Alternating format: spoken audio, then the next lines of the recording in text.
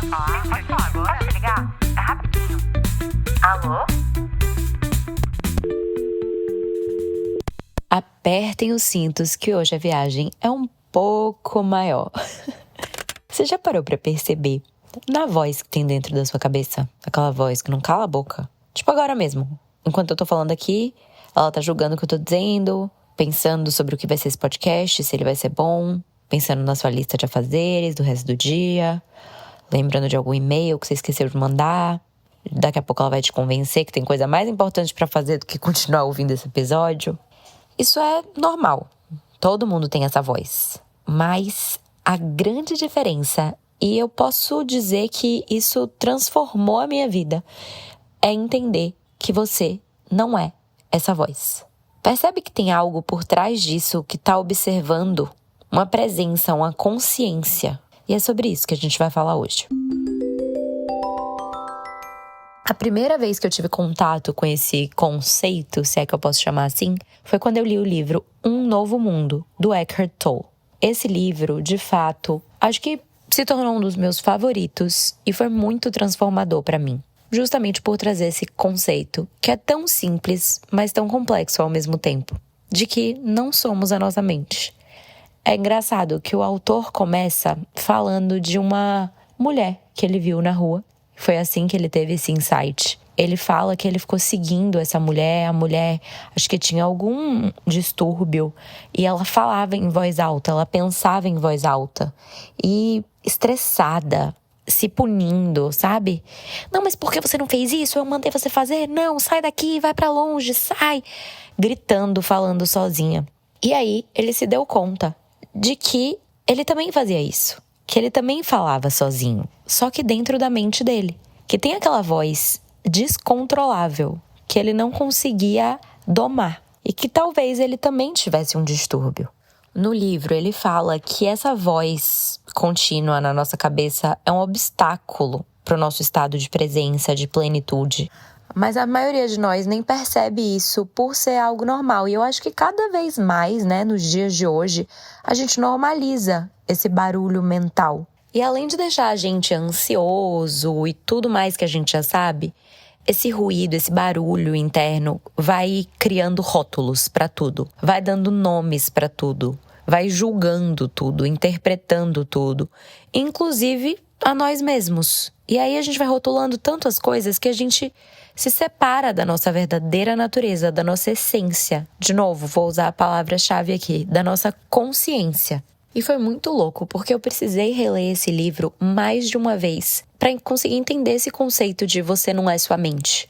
Pensava, mas se eu não sou minha mente, eu sou o quê então? Ele tá falando de alma? Ele tá falando do quê? Mas eu consegui entender quando eu li a seguinte explicação. Pensa comigo. Se tudo que existisse fosse pensamento, você não ia conseguir perceber ele. Mesma coisa com o silêncio e o barulho. Se tudo que existisse fosse barulho, você não ia perceber o barulho. Ia ser uma constante. Então, não ia ter a comparação do silêncio para você saber que existe um barulho. Faz sentido? É uma viagem louca, calma. Assim, eu sei que tá complexo.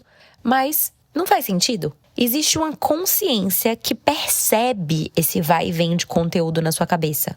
Então, quando você percebe no ato do pensamento que tem alguém pensando, digamos assim, você é o observador dessa voz. Você consegue olhar ela de fora, você consegue falar pra si mesmo, deixa eu parar de pensar nisso. E quando você consegue fazer essa distinção entre você e essa voz anterior, é quando você começa a ganhar liberdade. E quando você entende isso e começa a enxergar os pensamentos como eventos observáveis, que vêm e que vão, e que não são você, você desperta, você acorda, você sai de um piloto automático e você encontra paz e clareza.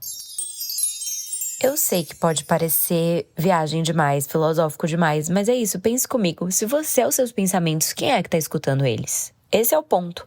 Existe em você alguma coisa que percebe os pensamentos, que observa seus sentimentos, que repara no seu corpo, nas suas reações. E esse algo é quem você realmente é. É a consciência. É o seu eu verdadeiro. Agora, por que é tão difícil acessar esse lugar? Por causa de ego. A gente se identifica completamente com a nossa mente. A gente acredita que a gente é nossos pensamentos, nossas emoções, nossas histórias, nossos rótulos, nossa nacionalidade, nossa idade, nosso nome. Então o ego precisa estar sempre ativo para se sentir importante. Ele julga, compara, planeja, busca validação. Então quando a gente tenta silenciar a mente, o ego se desespera, porque isso ameaça a sua existência. E é normal. A gente precisa do ego para sobreviver a essa experiência material.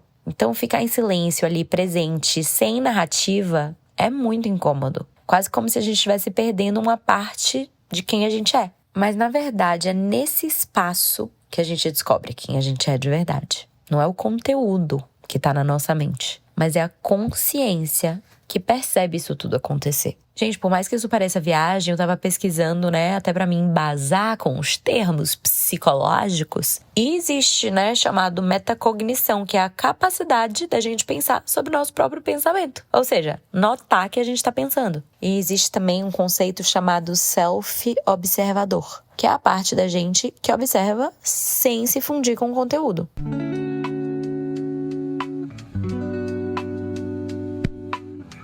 Então, para você entender de forma prática como compreender isso pode te ajudar. Por exemplo, em vez de pensar, meu Deus, eu sou um fracasso, sou um fracassado, eu faço tudo errado. Olha como o pensamento fica diferente quando você entende que, não, eu tô tendo um pensamento de que eu sou um fracasso. Completamente diferente de ser um fracasso, certo? Então, essa mudança sutil vai te dar um distanciamento emocional de certas situações e desafios.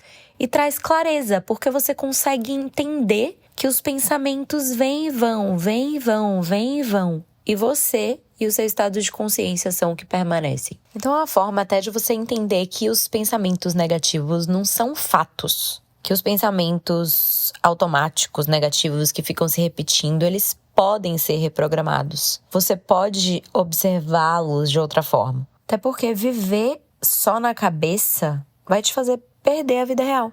E isso também vai te cansar, sabe? Sabe quando você tá exausto? Parece que correu uma maratona só de pensar. É isso. A neurociência já mostrou que tem uma parte do nosso cérebro chamada rede do modo padrão, que fica ligada quando a gente tá ali ruminando um monte de coisa. Pensando no passado, futuro, nas conversas que não aconteceram, nas conversas que aconteceram e que a gente queria ter falado alguma coisa diferente.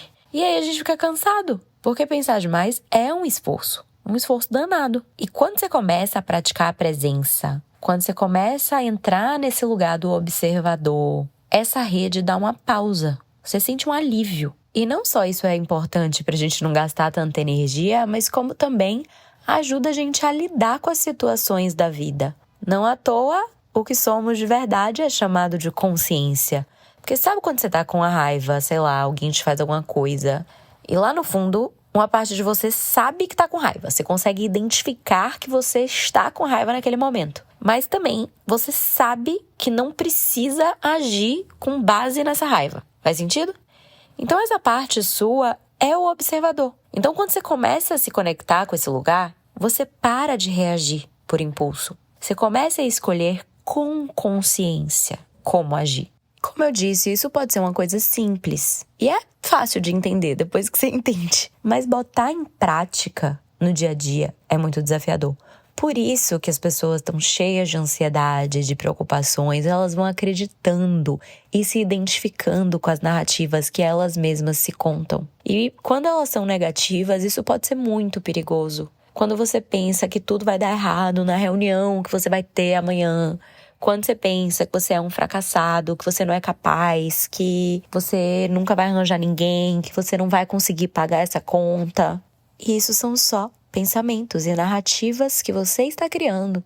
E você não pode se identificar com elas. Gente, quem nunca já se viu numa situação, literalmente sacaneado, se é que eu posso dizer assim, pela mente. Você tá de boa, num momento leve, e aí do nada, alguma coisa te dá um gatilho, e aí você começa a pensar em algo terrível. Sua mente te joga num lugar totalmente aleatório, um problema que nem aconteceu, uma situação que nem tem chance de acontecer. E aí pronto, tudo que estava acontecendo no presente, que estava tranquilo, desaba. Tem um outro livro que chama A Alma Indomável, se você se interessar nesse assunto. O autor chama Michael Singer, que traz esse mesmo conceito. É muito bom também. E esse autor fala que a gente tem que observar nossos pensamentos igual quando a gente fica observando o carro na rua passando, sabe? Eles estão passando, você não vai conseguir subir em todos os carros, entrar em todos os carros. Você só observa que eles estão ali. Depois eles vão passar e sair do seu campo de visão, inclusive. E eu sei que isso não é fácil. A gente sempre vai ficar meio que brigando com a mente. Mas existem algumas técnicas, digamos assim, que podem ajudar. Uma delas é a meditação. E eu sei, gente, que essa palavra carrega um monte de resistência. Eu mesma tinha muito. Mas meditar pode ser muito simples. Pode ser parar por 2 minutinhos do seu dia, sem tentar mudar nada. Só observando, mesmo se estiver cheio de pensamento acontecendo nesses 2 minutinhos, observe eles, igual os carros passando na rua. Outra coisa que eu gosto muito de fazer é o journaling, escrever, né? Escrevendo tudo que tá na sua cabeça, sem filtro, porque isso é uma forma perfeita de você se distanciar daquele pensamento. Quando você vê ele ali escrito num papel, você literalmente se torna um observador daquele pensamento.